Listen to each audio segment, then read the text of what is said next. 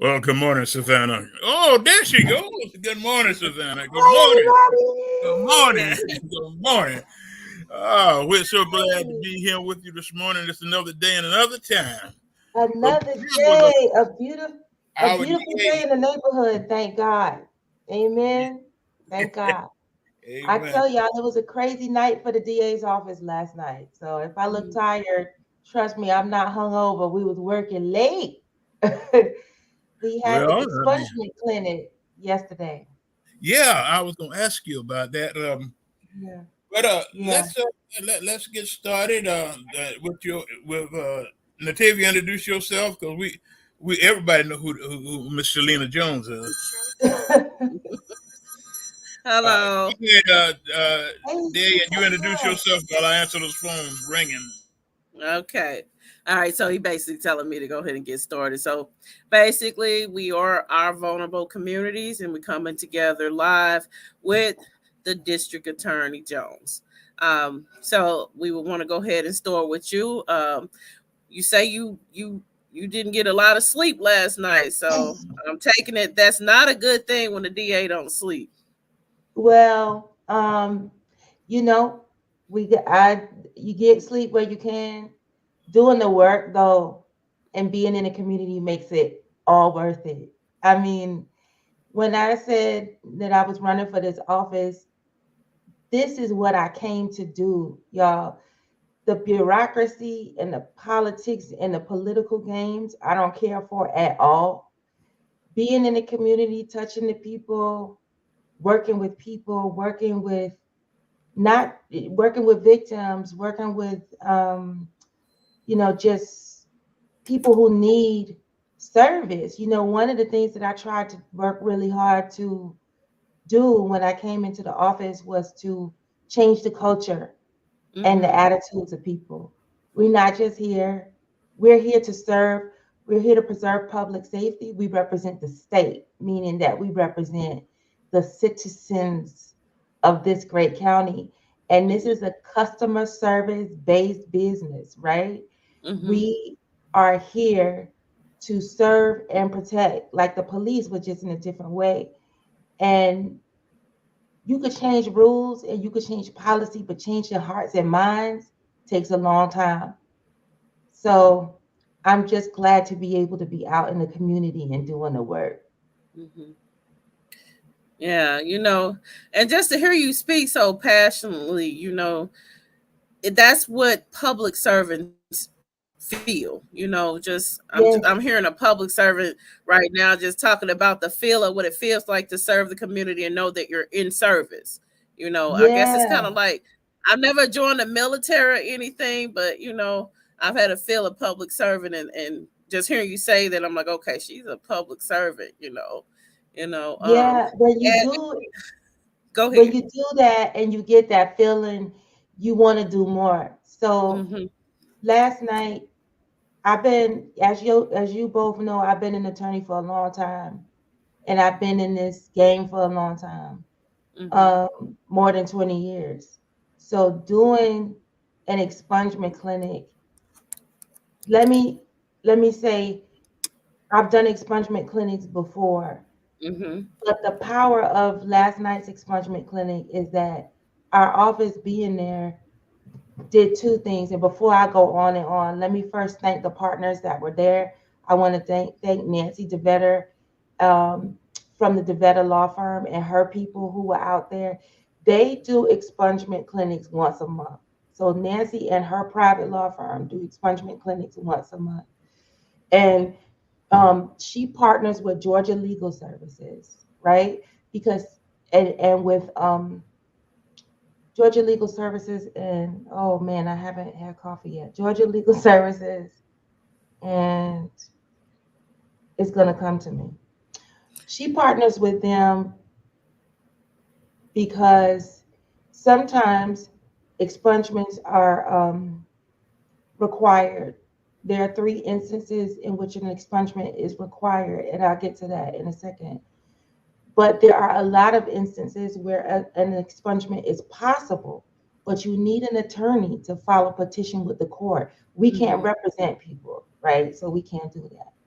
So She partners with her firm and Georgia Legal Services partners with the Deep Center, with ARCS Task Force, and with several other agencies to offer this service in the community once a month. She does it the second Monday of every month. And so I just want to say thank you to her and that team for being out last night because teamwork makes the dream work, right? Mm-hmm. Now, the beauty of having the DA's office join, attend, or put on an expungement clinic is that the first thing you have to attend an expungement clinic is your criminal record, your criminal history. This means that the average citizen has to go into a police department or into the sheriff's department and say, hey, can you pull my criminal history? Let me explain something. I'm the district attorney. I don't want to go into a sheriff's department and ask somebody to pull my criminal history. If I think it's something on it, it might be a warrant or something like that. And so a lot of people are not going to do that. Maybe a lot of people don't have transportation. And then it's a cost to it. Some law enforcement agencies charge $5, $10, $25, $40 to pull your criminal record. Sometimes people don't have that, right? Mm-hmm. So we're on site to run people's criminal histories for them, right? Mm-hmm. Because we're a law enforcement agency, we can do that. We're on site also to review the criminal histories for them to determine what kind of restriction they're eligible for. And Mm-hmm. then we're on site because if we find out there's something on your criminal history that shouldn't be there, we remove it on site, right? Mm-hmm. And so it's a one-stop shop. We had so many people who came out. We had more than 100 people last night who got served. And I'm not talking about, you remember that debacle at the courthouse a few years ago where a whole bunch of people showed up and shut the courthouse down because Mm-hmm.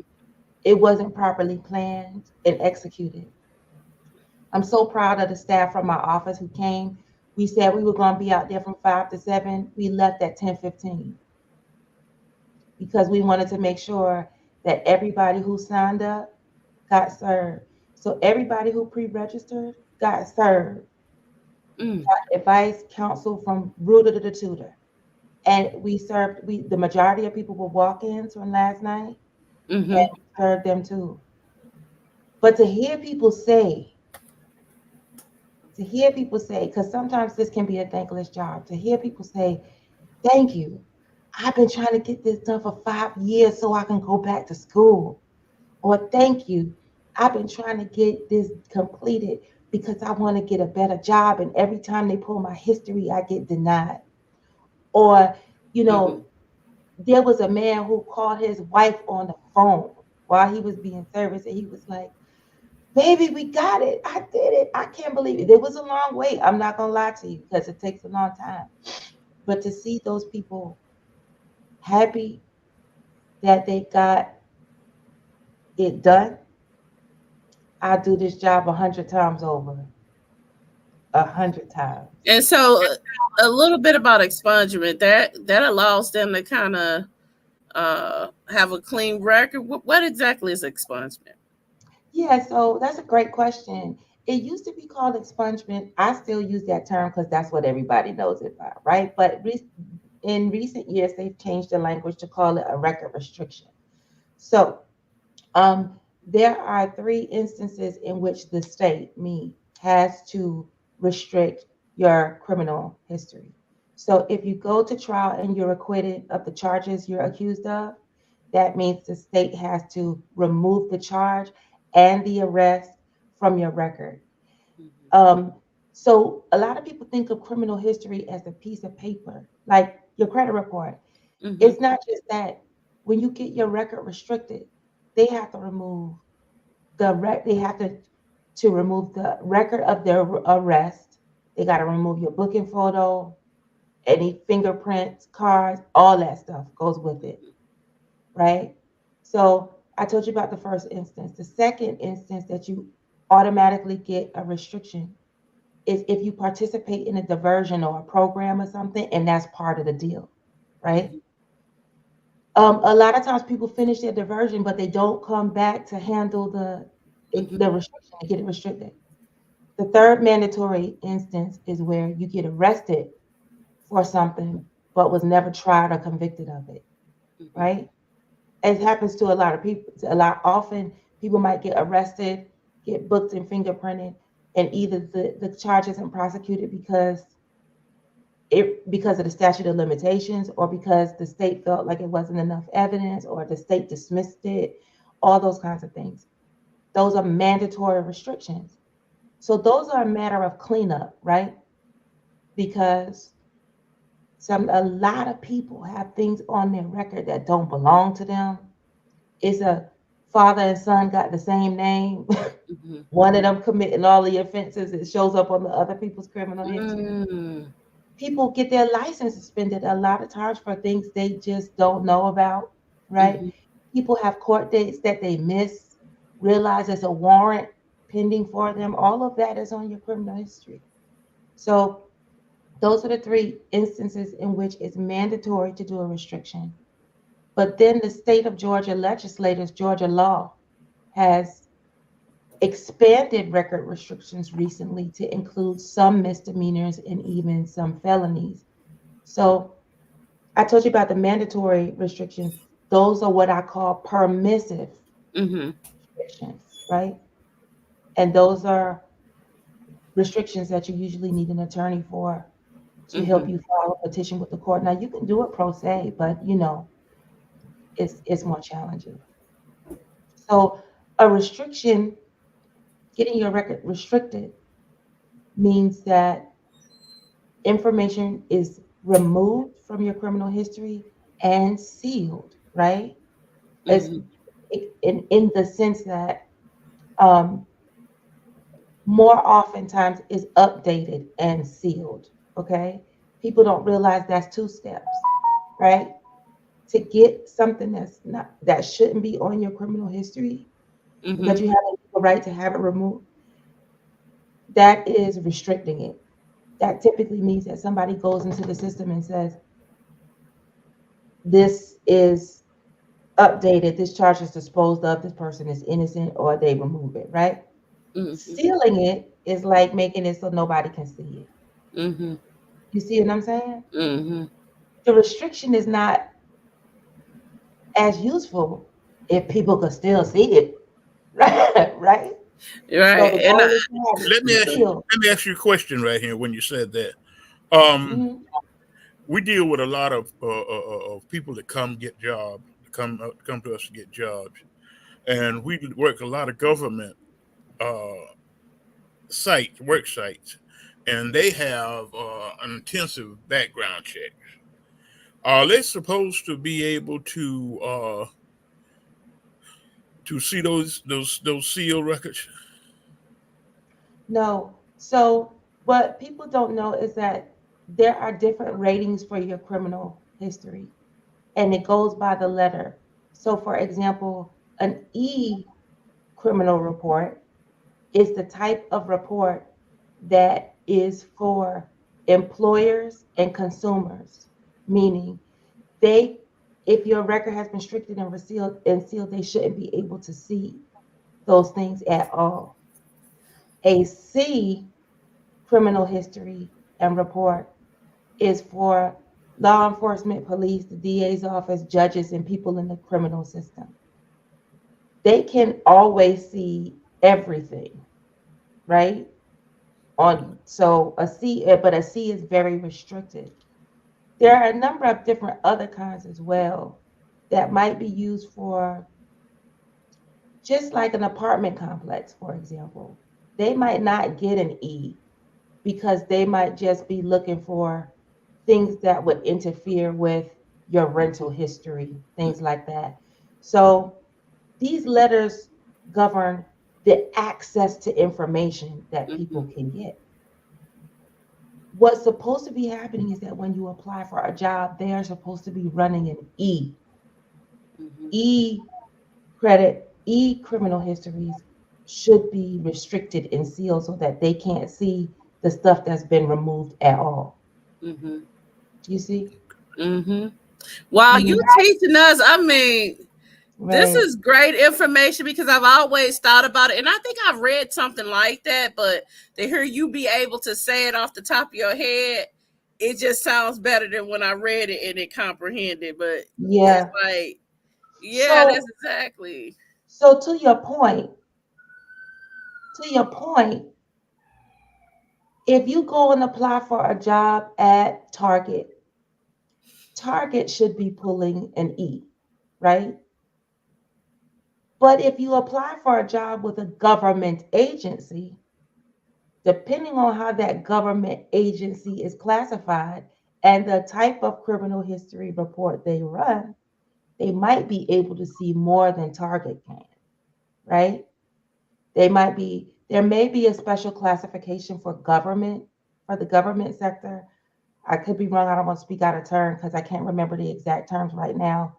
I believe that there is, Mm-hmm. but government is, for example, if you apply to a university for college, right? And you apply to Savannah State. Savannah State can pull a copy of your criminal history, right? As part of your application. And in part, it's a lot of times in order to apply, you have to give them a waiver to pull your application. Mm-hmm. They're a government institution and they make it a different report than what would be on an E. They Mm-hmm. wouldn't get a C. You see what I'm saying? Mm-hmm. So if a person is applying for a government job, it stands to reason that they would get a G report or what the government can see. Does that make sense? Mm-hmm. Well, One of I the know Well, that things that anything that has federal dollars attached to it is yeah. I mean, that's how okay. I'm interpreting it. you Well, let raise me a give you another brilliant example. point, Latavia. You raise a brilliant point because most people don't know that, and that's another class. Most people don't know that your Georgia criminal history is different from your federal criminal history. Okay, So we're let gonna take a break. I think he's trying to break us, and then we're gonna start something all over again because I think he wants to take us somewhere. So, okay. all right.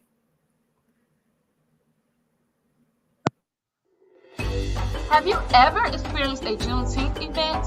Come out to Port Wentworth and celebrate our second annual Juneteenth Festival. Friday, June 21st from 5 p.m. until 9 p.m. Come enjoy our music, our food, our heritage, our culture, and our history. It will be plenty of fun for everyone. Juneteenth is American history. It's a day that we celebrate and remember. It's a day that we look back, but more importantly, a day that we look forward. Join us this June.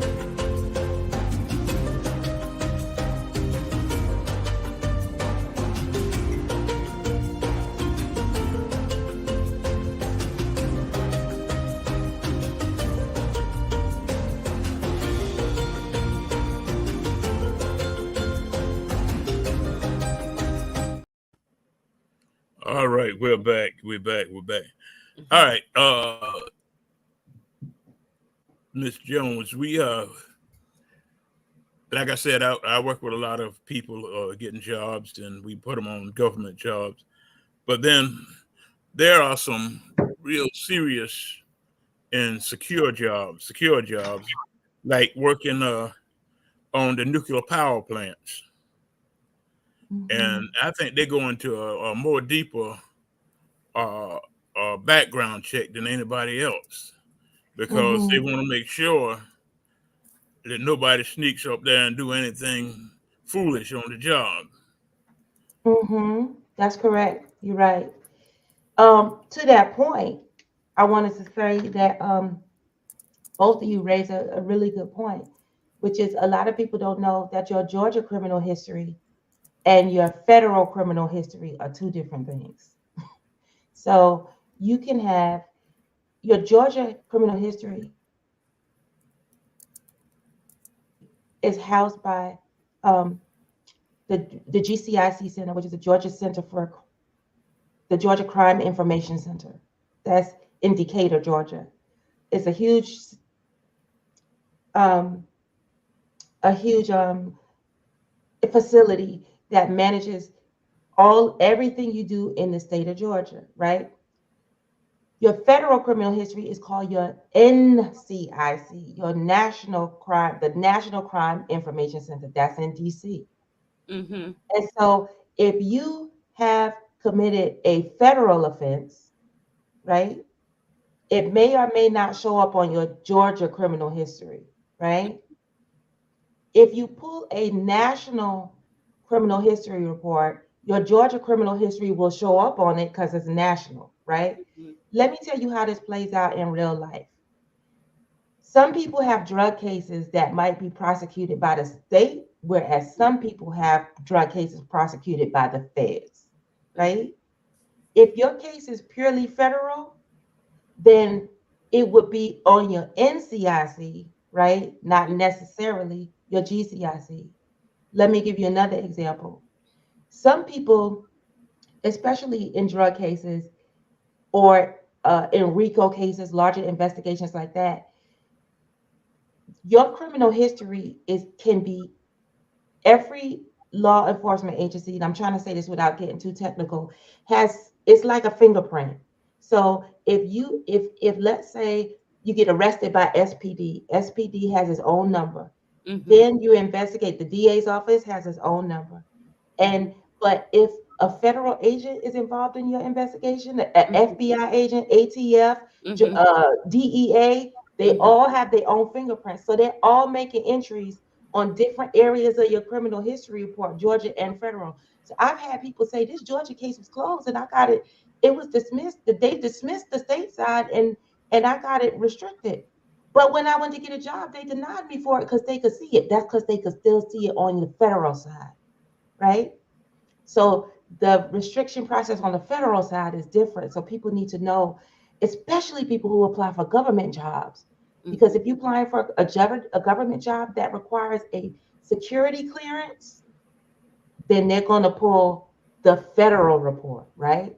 And that could also be what's keeping people. So a lot of times people might not know what's on their criminal history, Georgia or state or federal, but a lot of times you can empower people by telling them when you go for a job interview and you give a waiver saying we're going to check his criminal history, ask the entity what kind of criminal history you want to run, right? Because it might give you some indication. Well, to ask what letter criminal history reports do y'all use, right?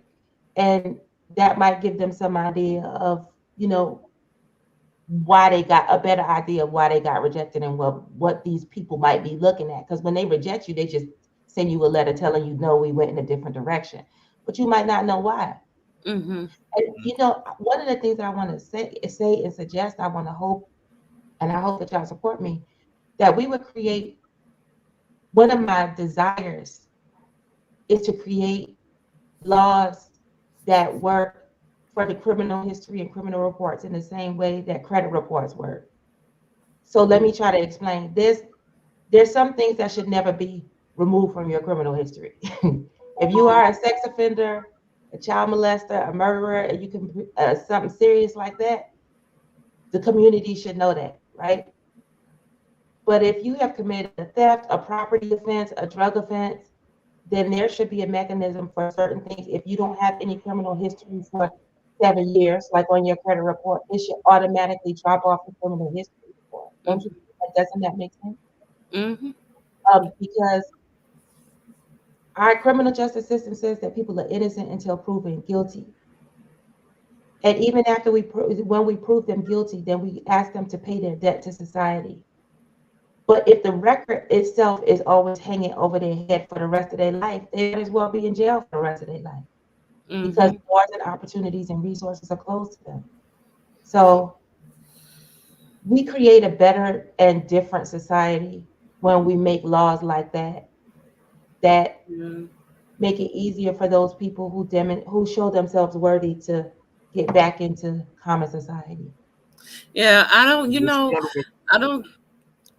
Go ahead, Alfred. I'm gonna get the subject going. I'm gonna share something because she got me thinking. Now, I'm working with a young man right now. He got out and he called himself re-entering society, and you know, he went and got construction trade, I believe, But basically, after he got out of that, he still can't get a job. He thought he was going to get one at a manufacturing, but that record, and he's got some serious stuff on that record, going back to 17, and he's 32 now, just getting out. So I don't know what to do. I'm looking, like I said, well, I told him fast food, something. I said capital is capital, but he got skills that he just went to achieve, and he can't even work. So what was the point of them allowing him to be in that, thing, guaranteeing him getting a job when he get out, and here he is just like, what? Yeah. Well, let's be clear. One of the things that you said is so important. These people get out, they're not fighting for corporate jobs. They're not taking real money out of people's mouth. These people are competing for low wage, hard work that nobody else want to do. And you still telling them no? I'm sorry. I love construction workers, and it's not a day that goes by in the Savannah summer where I'm thinking to myself, I'm glad I don't have to be out in that sun all day. You know what I mean? But the way our market is like, if an employer has a choice between somebody who has no criminal history and somebody who has any criminal history, they're going to choose the person with no criminal history every time. And so a lot of people don't realize that 4 million Georgians are affected by their criminal history. And let me tell you something. I read a lot of comments that people make about me and my policies, and they say, oh, she let people out of jail. She let people off for everything. I think it's so ignorant and it's dumb. I wouldn't be a prosecutor if I wanted to let everybody off for everything. I'm just smart enough to know what to prosecute people for and who needs to be behind bars forever and limited forever and who doesn't. Let me explain the ignorance behind a statement like that. People don't realize, dumb people like that don't realize that when you make it harder for a person to get a job, you're actually making society worse because you're making it more likely that that person will go back to crime. It's dumb. So people like to say, be tough on crime. You want to ask me? I think all tough on crime prosecutors are ignorant, closed-minded, and stupid and uneducated, because all of the social science and the data says that you complaining about the tax base, but you keeping people from making the meaningful ways to contribute to the tax base. Are you dumb? Why would you do that? If we want our society to have less crime, everybody knows it's common sense that positive access to jobs and employment and positive alternatives is a healthy alternative for crime, means that crime goes down. But our society is not interested in that. We want to lock people up and throw away the key, not realizing that as a society, we pay for that in many ways. You bank it so people can't work. People who want to work can't work, and then you cry about the fact that you can't find workers. Jerome, I didn't mean to take over the show. I will pass it back to Jerome. He might have some questions, so I'm sorry, but this is good. This conversation, you got me in nerd mode. Like, I'm just taking it all in. Like, I'm grateful. I'm so grateful to y'all, because these are the conversations we don't ever get to have. Mm-hmm. People might see me on the news about something, and in 30 seconds they be like, oh, I like her, or I don't. But if you're not like us, like me and Unitavia, you study this criminal justice system and sociology and economics, and you know it. This is my passion. I do this. You know what I mean? Mm-hmm. So when I'm out here, I'm trying to make changes, or I'm trying to do stuff, it's not because I'm a politician. It's because I studied this system, and I just believe I have a better idea for how to make it work. Mm-hmm. We want to tell everybody, this is the vulnerable community. And you're hearing it, what you need to hear this morning. It's a discussion that is rarely had, where we can get the understanding of what's really going on. Mm-hmm. I have a couple of good, serious questions for the DA this morning. She spoke in an earlier interview with us about the backlog that she inherited. And right now, with that backlog that you inherited, about what percent of that backlog do you think that is left, or have you gotten rid of that backlog? Your opinion. Let me just say, to speak. So when I came in, I studied and counted, and I did myself, me, the DA, not somebody in my office, based on the best data I had. I identified that we had 28,507 cases that were in the backlog, right?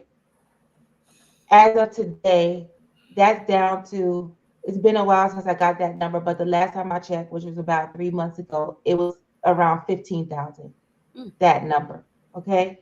So let me define backlog, because backlog is important, right? How you define it is important. So when I gave you that number of 28,000, that means every case that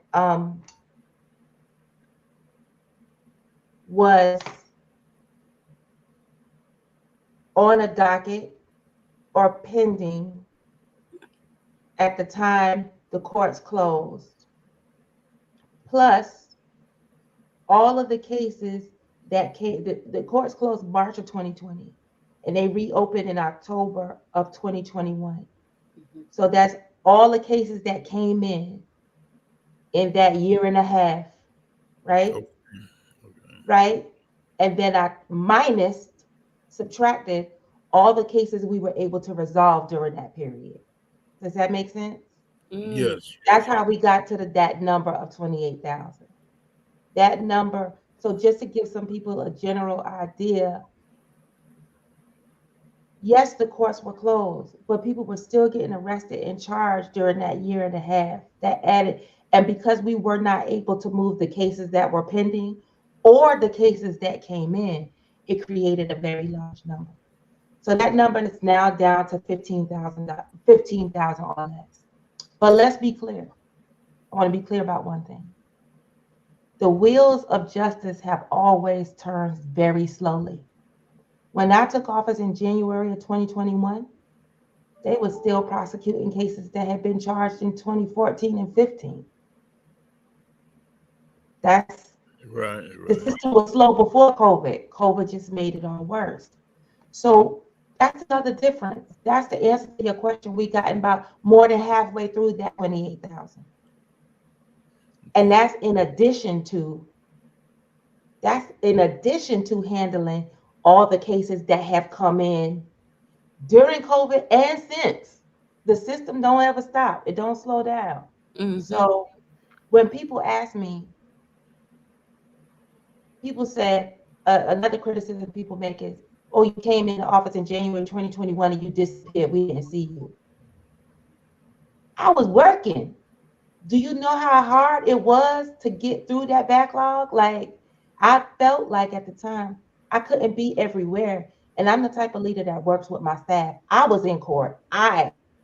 In court myself. I tried cases. Me, the DA. That never happens. Meg didn't do it. Larry didn't do it. Spencer didn't do it. I was in recorder's court and superior court. I assigned myself to judges. Why? Because that's what a leader does. So you didn't see me because I was in court. No other sitting DA does that. They send their staff in the court. I was in court, working and being the DA. You answered a question that I had because I was going to ask you, what courts do you have jurisdiction in? And you answered that because you said recorder's court and all those. But Right. we also we hear talk all the time, and I said hear talk about rape cases and molestation cases and how long it takes to bring them to court. What's your time? I can't say timeline because I know there's so many different aspects to bringing a case to court. But literally, about how long does it take to get a case like that to court?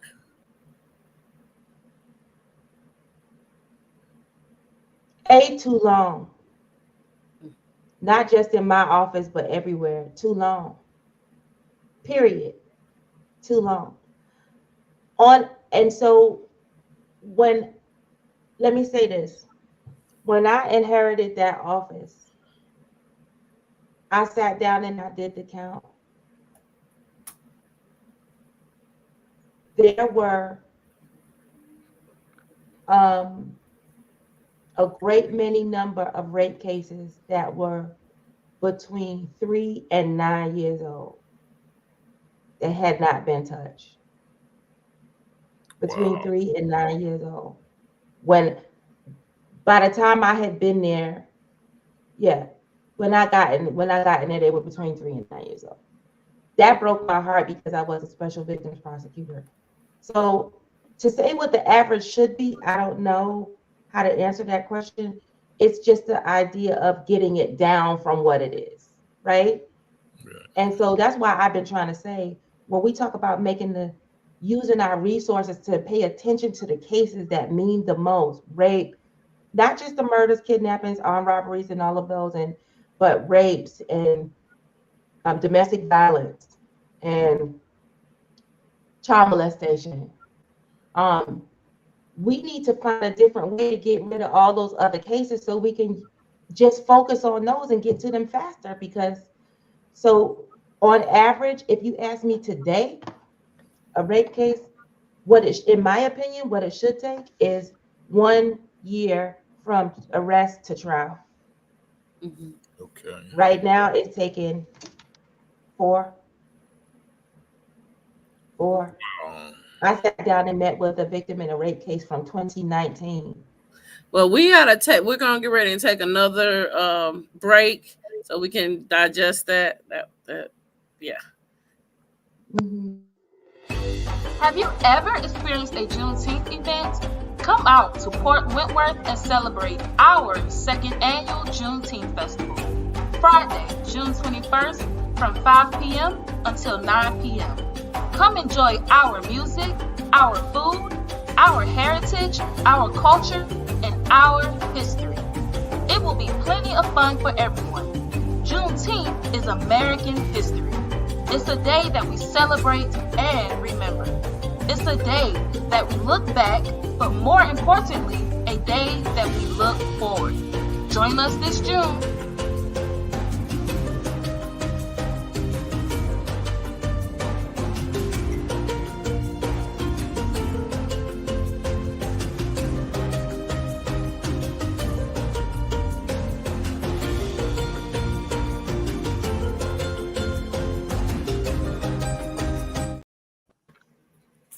oh, we're right back again. Yeah. But one of my other questions that I have is the fact that a lot of times we used to hear about the jailhouse being overcrowded. Uh, when the jailhouse get into that situation where it's overcrowded, how does the DA office handle that situation?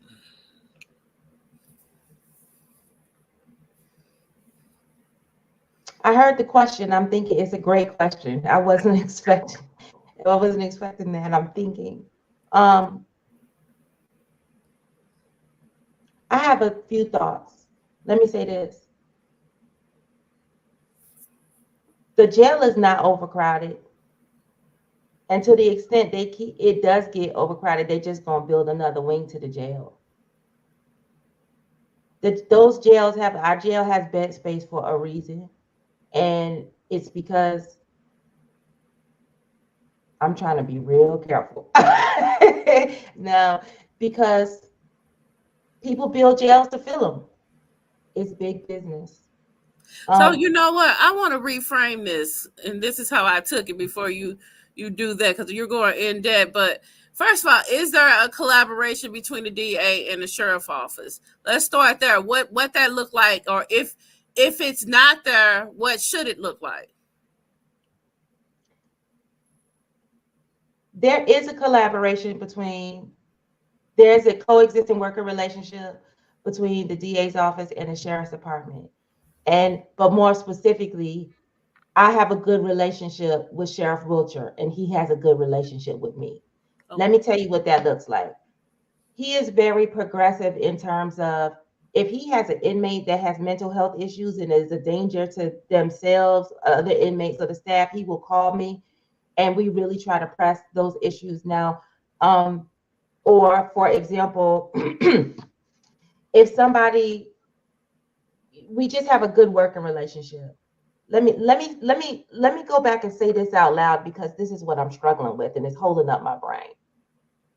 Once the DA actually files a, an indictment or an accusation, I don't have any control over when a case gets to trial, how long the inmate is in there. The I don't decide that. People think that I do. The judges and their case managers and their clerks decide which cases go to trial and when. Okay. Mm-hmm. So people think that, oh, it's the DA that's holding the case up. It's not. I can't go to a judge and say, do this, do that. This is when you should call what case. They make their own calendars. A lot of times I don't even agree with their calendars, but I have to show up because I'm the state. Okay. Right. The So sheriff can't move. there's no they say that the biggest problem is the staffing shortage in the jails. That's why it seems like it's overcrowded or understaffed, whichever way you want to say. Is there anything the DA office can help with that? No. Because, no. Because I y'all don't. filled with attorneys, right? Like y'all not filled with the DA makes up it's attorneys and stuff, right? Like or not? Yeah, It's but nothing. what makes you think we control the jail? No, a collaboration is basically the jail seems like it always needs some kind of extra support. And everybody always talk about the collaboration of all the criminal justice institutions and Yeah. just trying to figure out what role the DA could play more if there was a more that the DA could play with a partnership with the sheriff People department. always want the DA to do more, boy, and they blame the DA for a lot of things. So Johnny Wilcher houses inmates, right? That's all he does. He don't determine when they come up, when they go. He gets an order that says send this inmate here or this, there, that, and the other. The DA has charged the case, right? What controls the pace of people in the jail is the judges and how they move their cases. Because the way we do our work is we prepare cases according to which case we know the court is going to call. Right now, for example, the judges are setting their cases. Their calendars are so full that judges are setting trial dates into late 2025. Mm. Right? Okay. Now, let me answer your question another way. Thank you for teeing it up for me because I just had a thought. Okay. The way the DA could get rid of cases is I had a free, if I had the freedom and the latitude to just dismiss certain cases, right? Or if I say, so I said, for example, I'm not prosecuting any possession of marijuana cases and the world went crazy. She's not prosecuting drug cases. Well, yeah, I am. But So what is that a power? Is that something that could happen if the people what is that power? What is the name of that power that you will are be so given? brilliant. You ask great questions. The name of that power is called prosecutorial discretion, Natavia. It's called prosecutorial discretion. Forever and ever, the state constitution gives DAs as the top law enforcement officer the power to say, if a DA wanted to say, I'm not going to prosecute any theft by shoplifting cases, throw them all away. For example, I have 8,000 cases in my office right now that are traffic cases. I could dismiss all those cases and give everybody a warning. You know what would happen? They would be in such an uproar. Why? Because that means somebody's not getting money. I'm not collecting fines and fees, and it would set the world on fire, But right? look, that would be more impactful than student loan debt, to be honest. I'm not kidding you Hello, because dismissing, and the other thing is that we have to make a decision, y'all. We got people charged with prostitution and theft by shoplifting, small petty theft. Here's what happened. Let me tell you what will revolutionize the justice system, right? They're not ready to tell you. Take everybody who has a drug possession case mm-hmm. and put them in treatment. That would reduce everything by half, 50%. That I'm telling you what the case numbers look like. Possession, when you have repeat, And are they violent possessions or non-violent? no. If they were, let's be clear. everything that's violent, I'm not talking about. Okay? Because anything that's violent and involves violence of any type, you're not getting a pass from me. So Period. possession, people don't be having the guns and stuff like that going on. I'm playing devil's advocate right now. I ain't that dumb, but I'm just gonna be, some No, people agreeing to it that's because no, I'm talking about the vast majority of possession cases where maybe you get pulled over for a traffic offense and then and then a police officer found a user amount of cocaine on you. You're going to get arrested for possession of cocaine, and it's a control one, and a control one drug. I'm talking about a classic possession case. The vast majority, I would say, almost 37% of our criminal justice system has those kinds of cases in it, right? But those are users. Users don't get treated by jail, and they don't get treated by probation, even when you send them to a drug treatment program, right? They are going to keep using because jail and criminal history is not the way to treat personal use of drugs, marijuana, cocaine, whatever. Now, I do take an exception for fentanyl because fentanyl is deadly. Fentanyl, if you touch it, if you smell it, you can die. That's how they mix in fentanyl and heroin and cocaine. Fentanyl is a danger to our community because there have been officers who investigated. We have a case here in Chatham County where a grandparent died because her adult son was using fentanyl, and he got arrested and so she went into his room to clean up his room and dropped dead because there was fentanyl in there. That's how dangerous fentanyl is. What does it? I mean, can you tell me what it looked like? How do you know? I mean, because I did not. It doesn't have an odor. Let me tell you something. I'm gonna bring Sarhat, Director Sarhat on here. You ever seen a packet of Splenda? It might be like this big, the packet of Splenda or a Sweet and Low. This right here, if you pour it out and you put 10 crystals in your hand, that's enough to kill somebody. Oh wow! Wow! They cut it into heroin, and so it's airborne also.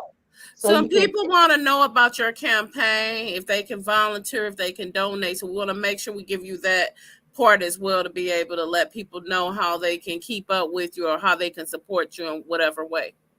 Yeah, I appreciate that. I'm gonna cover my DA pin for a second because I try to keep my campaign and my DA work and conversation separate. So if you want to find out more about me as a candidate, you can go to www.voteshalenajones.com. Okay. Now I'm back. Okay. All right. I'm back. I like that. Now this work is fascinating. If y'all wanted me to, I will put you in touch with Director Sarhat because he loves to talk about this stuff. And that's why this stuff is important. Like, to me, fentanyl is a threat to public safety, period. And it scares me because they cutting it into all these drugs. And when our kids get that kind of stuff, it's becoming one of the leading causes of death for drug users because it's so accessible and it's so mutable, meaning you can put it in so many things.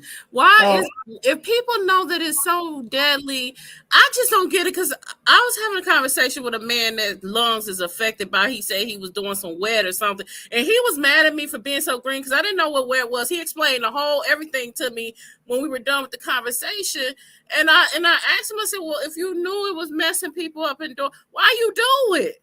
I don't get, like, why is this stuff that they know is deadly, study traveling? Like, it just seemed like common sense would kick in. I don't. No, it's not common sense anymore. What happened when crack first got started?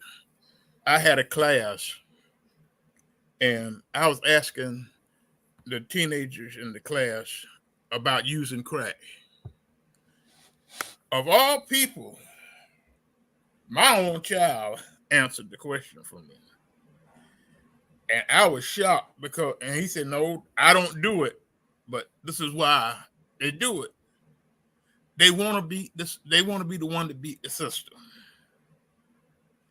I said, that's dumb. You know it's killing people, but you want to be the one to survive and say you did it. don't make sense.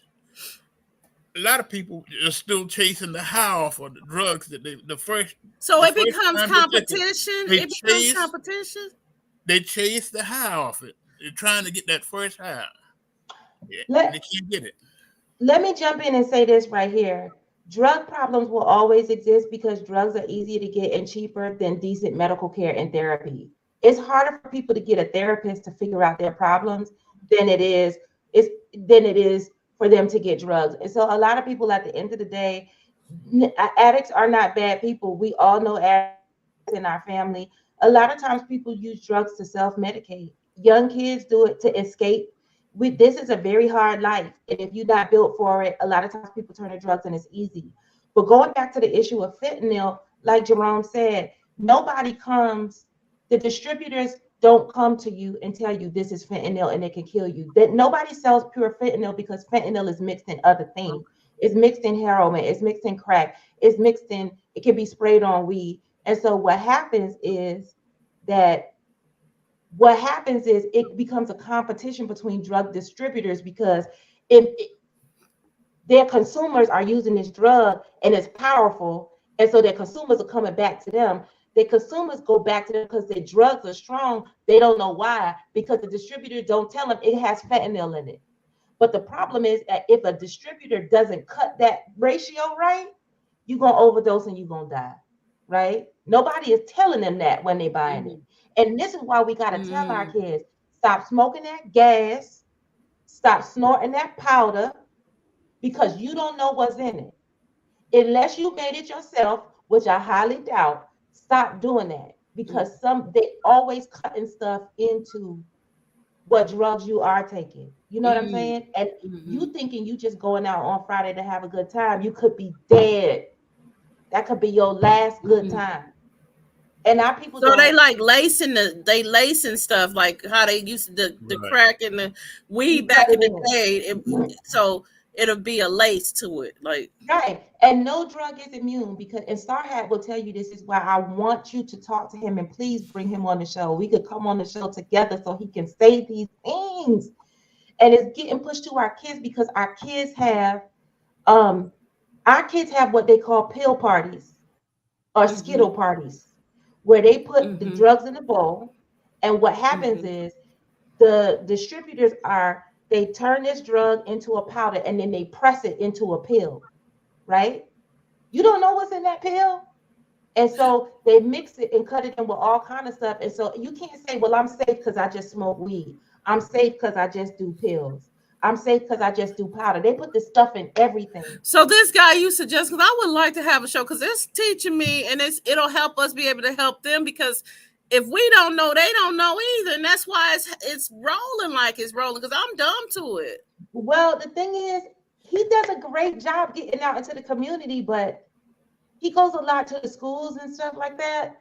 But when I did the training on it, y'all, and watch an officer die from doing an investigation, opened up the car door, looked in the car, and somebody had left drugs with fentanyl in it in the car, and he just started seizing and fell out. And everybody's like, what happened? Is he having a seizure? There was fentanyl in the car. And it's a danger to law enforcement. That stuff is deadly. And I'm good at prosecuting it, but I can't explain the science to you. That's why you have to talk to Director Starhat. He has to talk to our communities. This message has to get to our kids, because unless it came from a doctor or unless you made it yourself, do not put it in your body. Period. All right. Well, we have been enlightened this morning. We have had an education that was needed a long time ago. This isn't something that just started, but we needed this education a long time ago. We want to thank our DA for being with us this morning. I thought we were going to have to wing this show this morning. I was so glad when I looked up. I'll never do that to you. I never do. But you know what? What's funny? I was like, well, I hadn't planned anything to talk about, but y'all make me realize, like, this is the work. Sharing information with people. This is my passion, and I could talk about this all day long. But the next time we talk, I'm definitely going to reach out to Director Sarhat and have him come on to talk about the dangers of fentanyl in our community, y'all, right here. Well, And if you it's could get him in real contact with important. me, we'll give him a whole show. If he's going to talk about that, we'll give him a Yes, whole he will. Yes, he will. I'm gonna make him. Sarhat, if you hear this, this is the DA calling you out. You got a podcast to be present for. We need some information. So you know I'll call folks to the carpet real quick. If I said it once, I'll say it again. Period. So I Yeah, love he y'all won't so have a much. problem. He worked for the public, correct? Yeah, he's a good guy. He'll do it. But I really enjoy y'all. I can't tell you how much. Thank you, thank you, thank you, thank you, thank you for giving me an opportunity to have these conversations and get information to our communities. I'll be here whenever you have me. I'll do my best effort to come. And if you ever have questions from me, you know where to find me. Well, we sure appreciate you. We appreciate you to the highest. Sister Natavia, Yes, sir. what are we going to do next week? I don't know what we're gonna do next week. I just kind of follow you. I don't know. Oh, okay. I You know don't what we're follow gonna me do then. next week.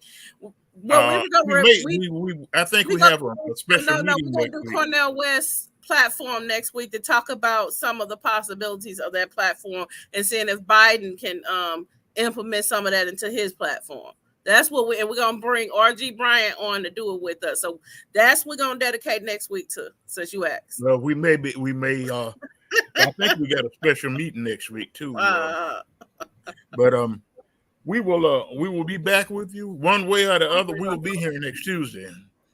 If we have to tape the show, we will be here. Everyone, we have had a blessed day today. You see the line run across re-elect Shalena Cook Jones for district attorney. It's well qualified, well informed. So we're gonna ask you to do what you do best. Go out this week and vote, because this is the runoff week. If you live in the 8th district, we ask you to go out and vote and do what you're supposed to do. Do your job. Go to the polls and vote. With that being said, we're going to see each and every one of you next week, next Tuesday at 10 o'clock in the morning.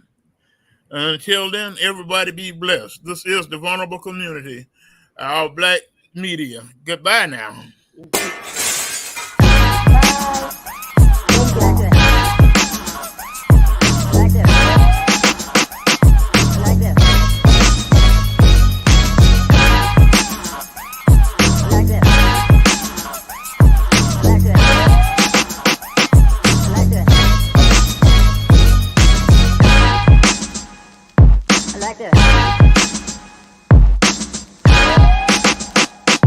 Like this.